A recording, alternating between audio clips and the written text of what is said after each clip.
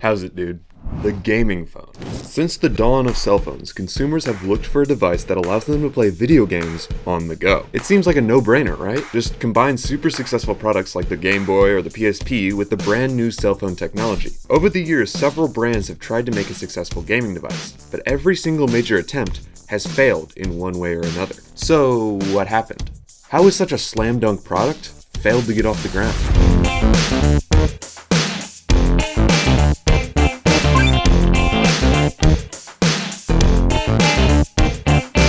Around the turn of the century, cell phones were starting to get good. Nokia, Motorola, BlackBerry, and Palm were pushing the envelope, creating some truly amazing phones. Over time, cell phones became more and more inexpensive, portable, and stylish, all while having more features than before. Meanwhile, the mobile gaming market had been taking off too, led by Nintendo. They had released the Game Boy in 1989 to critical acclaim. While competitors like the Atari Lynx and Sega Game Gear had color screens and higher power, the Game Boy excelled thanks to its battery life and portability. Nintendo had pinpointed the goal of handheld gaming, to maximize portability. While graphics were important, they were secondary to experience and usability. By 2001, Nintendo had released several iterations of the Game Boy, along with many competitors. By now, the Game Boy Advanced had a color screen, higher performance, and a slimmer profile. Around this time, phones were being released with some of the first primitive games. Nokia launched their iconic Snake game in 1997, and others were soon to follow. You could play chess on your palm. Then there was Minesweeper, Bejeweled, Tetris, and Space Impact. It only made sense as these two technologies got better and better to merge them into one device, a cell phone that could also game. The first attempt came in 2003 with the Nokia N-Gage. The N-Gage, or taco phone as many called it,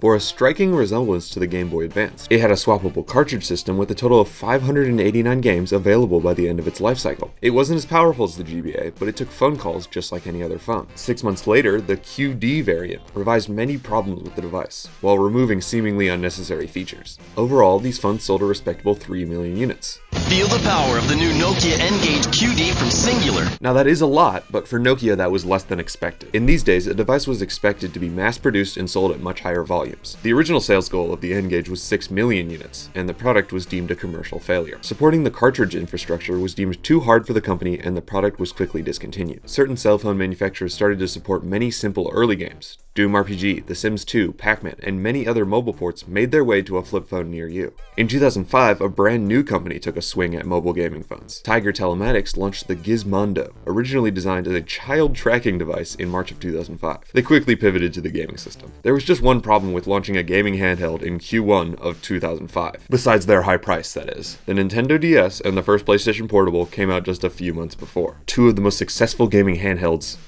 ever. Needless to say, the gaming phones of this era hadn't quite caught up with the gaming industry in terms of games library and support, let alone processing power. Like, would you rather play Sticky Balls, a 2005 puzzle video game developed by Gizmondo Studios in Manchester, or, I don't know, GTA? The best game on the Gizmondo was definitely SSX though. Great game, I don't know how they got the license to that. In general, Sony and Nintendo just had way better games than Tiger Telematics. By the way, what is Tiger Telematics up to nowadays? Oh, they were defunct a few months later. I guess that's what you get when you try to take on Mario. With these first initial tests of mobile gaming systems out of the way, the first major shift was bound to come. Up until now, all gaming phones had used some sort of physical cartridge system for their games. They were essentially copying the Game Boy. But what did these phones have that the Game Boy didn't? An internet connection. Manufacturers had started to realize that mobile cell gaming may have a large advantage over handheld gaming systems, downloading games off a centralized store. First to try this out was, of course, Nokia. In 2008, they released a mobile game store on many of their Symbian devices. The service grew over the next few months, eventually supporting 49 titles, including The Sims, Need for Speed, Resident Evil, and Crash Bandicoot. The service, while unsuccessful, proved that there was a market for games delivered on mobile phones, because pretty much every person on Earth had one in their pocket already. It was discontinued in October of 2009, after about a year and a half of operation. Both Apple and Google had launched their respective app stores in 2008, on both iOS and Android. So now just about any phone had access to this whole new library of apps and games. Phones also quickly came with more and more power to do all sorts of things, making them good at games. This of course is a video about dedicated gaming phones, and another one of those wouldn't come until 2011. The Sony Xperia Play launched in April. it made sense. Sony made phones, they also made video games and video game systems, and of course they had had some recent success with their handheld experience, the PSP. The Xperia Play, quickly dubbed the PlayStation phone, featured all the regular Xperia phone functionality, with the addition of a slide-out gamepad and a killer online store called PlayStation Suite. It could run a lot of PS1 and PS2 games, and for its size, that's pretty neat. While not being super successful, it gained some mainstream popularity due to the connection of the PSP. People were definitely starting to see the appeal of a gaming-centered phone. However, splitting the difference between portable console and phone meant that there were some compromises made on both ends. The technology hadn't quite caught up yet. Next up, iReadyGo was a Chinese company that bridged a lot of the gap for the industry. Trying to beat the PS Vita to market, they released these clones that were actually doing pretty great. At only $250 USD, they offered significant performance and dedicated gaming controls, an excellent offering. After selling pretty well, they set off to make a much more custom device. The iReadyGo Much W1 saw a lot of praise. It was an excellent standalone device. Not long after, the company was acquired by another Chinese company, and successive models were made and caused the company to fade into obscurity. Despite their failure, they had already pushed the industry quite a long ways. All this time, phone manufacturers had been trying to make phones that catered to already existing game norms. But maybe that wasn't the way to go. In order to make a successful gaming phone, maybe they had to reinvent games. Now, it's absolutely crazy what the capacitive touchscreen did for the phone market. It was a whole new type of input you could use to interact with your device, and an evolution of the clunky stylus seen on previous iterations. And oh yeah, the DS. Gaming phones up to this point had tried to replicate the controls of already existing gaming machines. I mean, why not? They were already porting over many of the same games. But quickly after the iPhone and other touchscreen devices, developers started making games specifically designed with the touchscreen in mind, just for phones, inventing a whole new category of play. Dubbed mobile games, they used touchscreen controls as a primary input. This allowed for inventive gameplay previously unseen in gaming. Early mobile games started to pop up. Angry Birds 2009, Plants vs. Zombies 2009, Fruit Ninja 2010, Doodle Jump 2011, Temple Run 2011, Jetpack Joyride 2011, and finally, Subway Surf in 2012. Just about everybody had a device who could run it. This massive accessibility and the fact that most of these were free meant that everyone and their mom had a couple of these games. In just 7 years, Subway Surfers had 2.7 billion downloads. While these games could be played on any phone, the new mobile development platform was enticing for software studios. Just like the home console had before it, the mobile phone offered a piece of hardware they could use to revolutionize games yet again. But of course, now that touchscreen gaming was taking off, some great touchscreen gaming phones were soon to follow. This new revolution was launched by Acer in 2015. The Acer Predator 6 was the first major smartphone aimed specifically at the mobile gaming market. It featured no gaming controls or buttons other than the touchscreen. Just a crapload of specs for the times. Like, this has kind of become a meme, but this is where it started. Gaming phone specs just aim for the highest numbers possible, regardless of its actual application. It's just jagged edges, blazing fast components, and neon lights. Inside, we have a Deca Core MediaTek processor, 4 gigabytes of RAM. Same 4 speakers. When you hold it in portrait mode, you'll get the great haptic feedback, just like a gaming controller. And the camera, of course, 21 megapixels. Like, realistically, what does a gaming machine need that many megapixels for? You don't need a camera to play video games. Well, because big numbers look awesome in the ad. Gaming phones have quickly gained the reputation as being both super extra and also the highest performing phones in the market. This also meant that they were very, very expensive. But once Acer opened up the doors, other gaming peripheral companies started to jump in, and the innovation was just starting. The Razer phone releases in November of 2017. Okay, this confused me because I just made a video about them, but this is not Razer like the Motorola Razer. It's Razer like people who make like mice and RGB keyboards. Razer bought a phone company called Nextbit because they didn't know how to make a phone. Nextbit had made something called the Robin. It was a cloud-based phone that failed. The Razer used a lot of the same parts, it seems. Their main focus was making an absolutely ludicrous display. Sure, it was Quad HD, but it was also the first phone ever to have a 120Hz display. Of course, this was all in service of making the games run beautifully and smoothly, not to mention what soon became a gaming phone trend. The most insane speakers and a crazy battery life. Just like gaming phones before it, the specs were out of this world. The phone really excelled in both its design and execution, and ended up just being a good phone altogether. However, bad camera technology ended up holding it back from mainstream success. Yeah, Craig here. I'm going to clarify that real quick. It seems kind of contradictory. What I meant was, like, a good camera isn't something you need on a phone that's like specifically for gaming. To be an absolutely great gaming machine, it doesn't really need a camera, but to be a mass market appeal phone, it would have to have a great camera, and it didn't have that. All right, back to the video. Also, the vibration motor was really whack.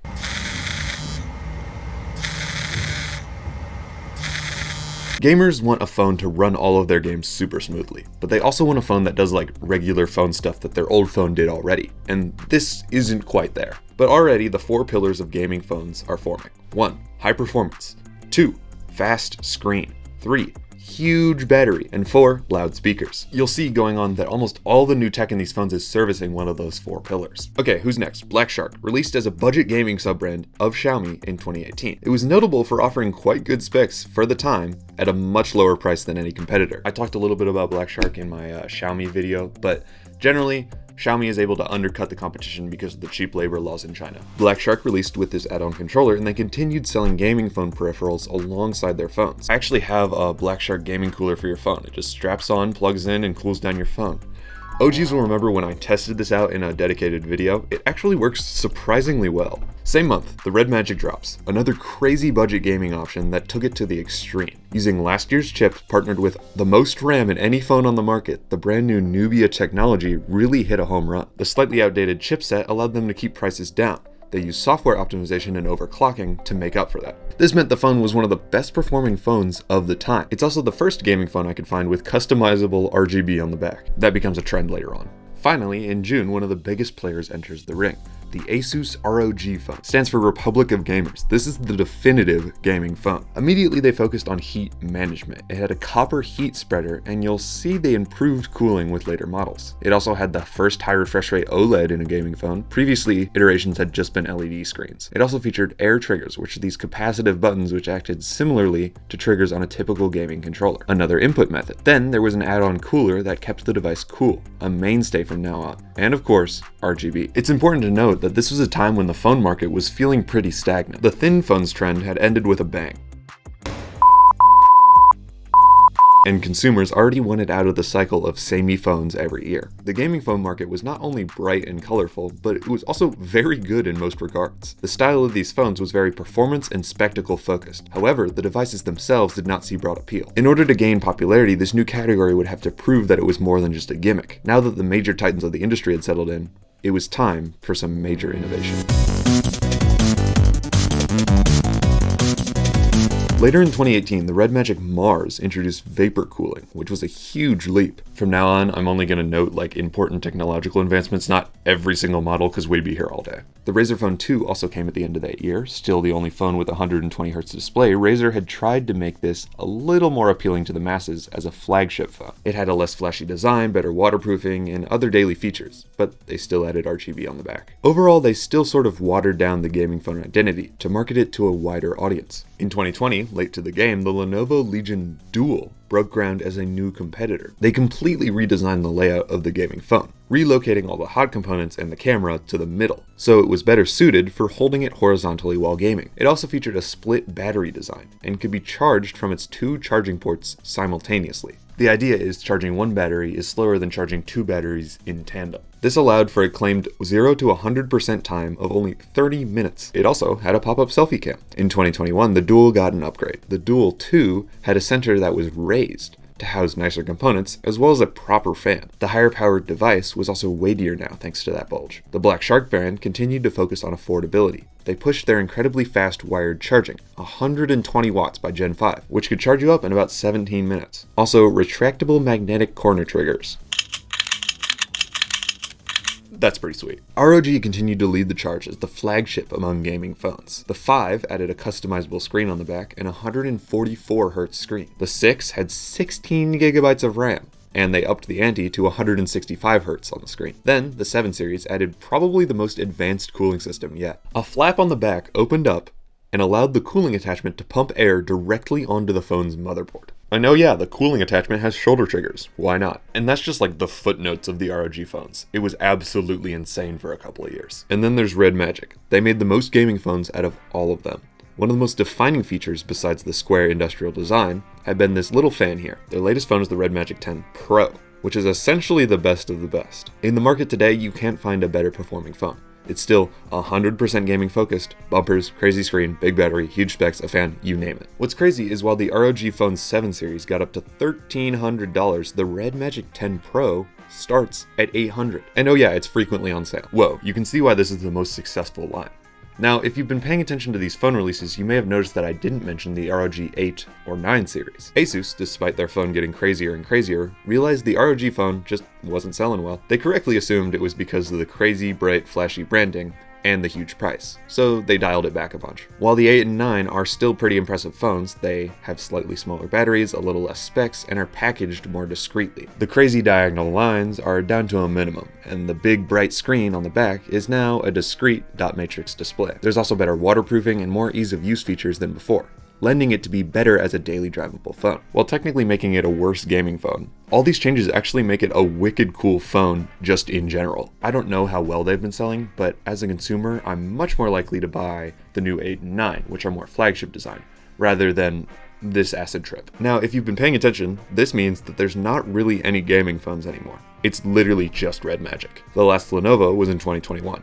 The Razer was also in 2021. Not to mention that their last model was dulled down. The last Black Shark phone was in 2022, and the ROG phone became objectively worse for dedicated gaming 2 generations ago. As we know it, this category of a phone dedicated specifically to being a powerhouse gaming machine doesn't really exist anymore. It's been unable to find majority success. This is probably due to a couple of factors. You may notice that the only one left was one of the cheapest ones. For the most part, gaming phones were just too expensive for even some of the most dedicated gamers. On top of that, as just regular phones got better, Samsung's S series and the iPhone have become so popular that honestly they aren't that far off from gaming phones. Regular flagships have caught up a lot of the way to gaming phones, in both price and performance. I mean, they're not the same, but they're close enough. The screen is great, as opposed to the best. The iPhone and the Galaxy series have gotten just as expensive recently too, so the only real difference is the loud branding. Not to mention that these phones just aren't as convenient. They're thick, not waterproof, and have many features you don't want, along with missing some of the ones you do. So really the optimal strategy is to save just a couple $100 buy the mainstream flagship phone. You'll be missing a little bit of performance, and then everything else will be much better to use. Like an S25 is still going to run Genshin Impact fine, because that's the thing. Every game on the App Store is pretty much designed to run on almost any phone. Sure, your gaming phone will run it better, but you're getting 80 to 90% of the experience with a much cheaper phone. You're beginning to see why these dedicated powerhouse machines that are crazy in their own right just don't really sell that well. The Red Magic is absolutely ludicrous, but because of its lower prices, it's the only one that managed to survive in today's market. In a world of increasingly stuck phones, the gaming phone category created some well-needed innovation in the industry, and hopefully one day, that category will make a huge comeback. As always, thanks to all my members listed right there. You can check out my Instagram at owencook.mp4. I have more videos just like this one, and party on, dudes.